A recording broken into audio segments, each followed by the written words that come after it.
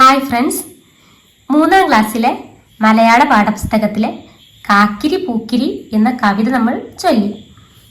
1ാമത്തെ യൂണിറ്റിലെ കാക്കിരി പൂക്കിരി എന്ന കവിത ചൊല്ലി. അതിൻ്റെ താഴെയുള്ള ഈ കോളത്തിലുള്ളത് നമുക്ക് വായിക്കാം. താളം പിടിച്ച് ഈണത്തിൽ കവിത ചൊല്ലി നോക്കൂ എന്നാണ് ആദ്യം പറഞ്ഞത്. താളം പിടിച്ച് ഈണത്തിൽ കവിത ചൊല്ലി നോക്കൂ. ഈണത്തിൽ ചൊല്ലാനാണ്, കവിത ഈണത്തിൽ ചൊല്ലാനാണ് ആദ്യം പറഞ്ഞത്. ഈ കവിതയിൽ ആവർത്തിച്ചു വരുന്ന 2 വാക്കുകൾ ഏതെല്ലാം? കാക്കിരി പൂക്കിരി എന്ന രണ്ട് വാക്കുകളാണ് ആവർത്തിച്ചു വരുന്നത്. കവിതയിൽ എല്ലാ വരിയിലും കാക്കിരി പൂക്കിരി എന്നുണ്ട്. ആ വാക്കുകൾ കൊണ്ട് എന്തൊക്കെയാവാം ഉദ്ദേശിക്കുന്നത്?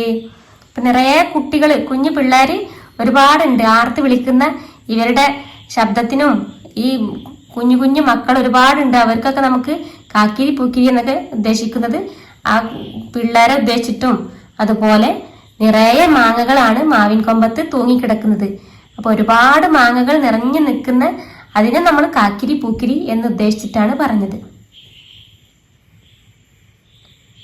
കവിതയ്ക്ക് ചുറ്റുമായി യോജിച്ച ചിത്രം വരച്ച് നിറം നൽകി ഭംഗിയാക്കൂ. പിന്നെ ഇതിന്റെ ചുറ്റും നമുക്ക് എന്താണ് വരക്കാൻ പറ്റുന്നത്? മാവ് വരക്കാം, പിന്നെ മാങ്ങകൾ വരക്കാം. മാവിൻ ചില്ലയിൽ മാങ്ങകൾ വരക്കാം, പഴുത്ത മാങ്ങകൾ വരക്കാം. വരച്ച ചിത്രങ്ങൾ പരസ്പരം പങ്കുവെക്കൂ. ഇത്രയും കാര്യങ്ങളാണ് ഈ കോളത്തിൽ പറഞ്ഞിട്ടുള്ളത്. ഇനി നമുക്ക് അടുത്ത പേജ് നോക്കാം. വാമൊഴി ചന്തം. എന്തൊരു കിലുക്കമുള്ള ഭാഷയാണ് നമ്മുടെ മലയാളം. കിലുക്കം നിറഞ്ഞു കവിഞ്ഞതാണ് നമ്മുടെ പാട്ടും പറച്ചിലും. നമ്മൾ ആദ്യം പറഞ്ഞു അല്ലേ, കനക ചിലങ്ക, സ്വർണ്ണ ചിലങ്ക, കിലുക്കമുള്ള ചിലങ്ക പോലെ കിലുങ്ങുന്ന ഭാഷയാണ് നമ്മുടെ മലയാളം.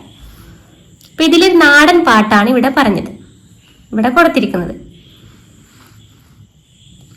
തിന്താരോ തക, തിന്താരോ തക, തിന്താരോ തക, തിന്താരോ തക, തിന്താരോ, തിന്താരോ തക, തിന്താരോ തക, തിന്താരോ തക, തിന്താരോ.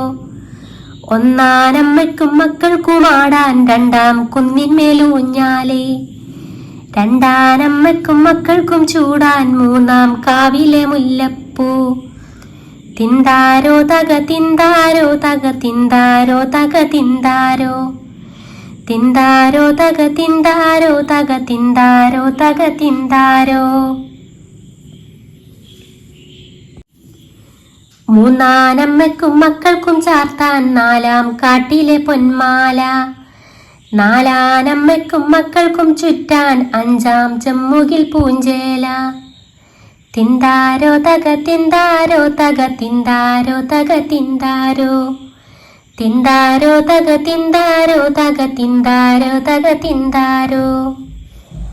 നാടൻ പാട്ടാണല്ലേ. ഇവിടെ ഇടയ്ക്കിടയ്ക്ക് വായ്ത്താരികൾ കൊടുത്തിട്ടുണ്ട്.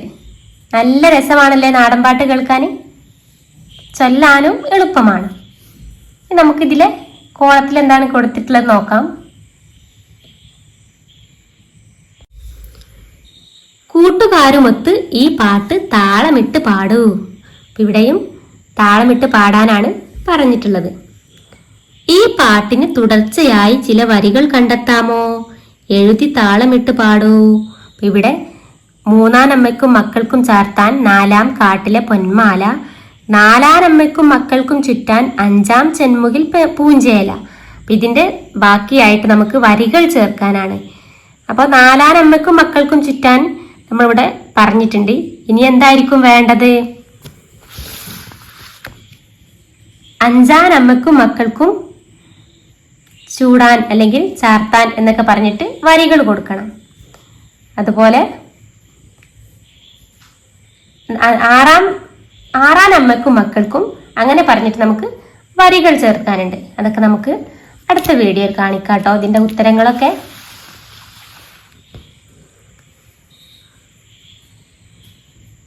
ചില വായ്ത്താരികൾ ടീച്ചറോടൊപ്പം ചൊല്ലി ആസ്വദിച്ചല്ലോ.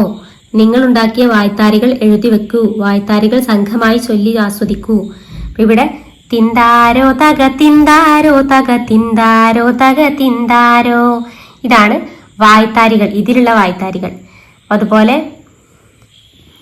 താന തന തന താന തന തന താന തന തന തന്തിനാനോ, ഇങ്ങനെയുള്ള വായ്ത്താരികളുണ്ട്. തെയ് തെയ് തക തെയ് തെയ് തക തെയ് തെയ് തകതോം. ഇങ്ങനെയുള്ള വായ്ത്താരികളുണ്ട്. അങ്ങനെ ഒരുപാട് വായ്ത്താരികളുണ്ടല്ലേ.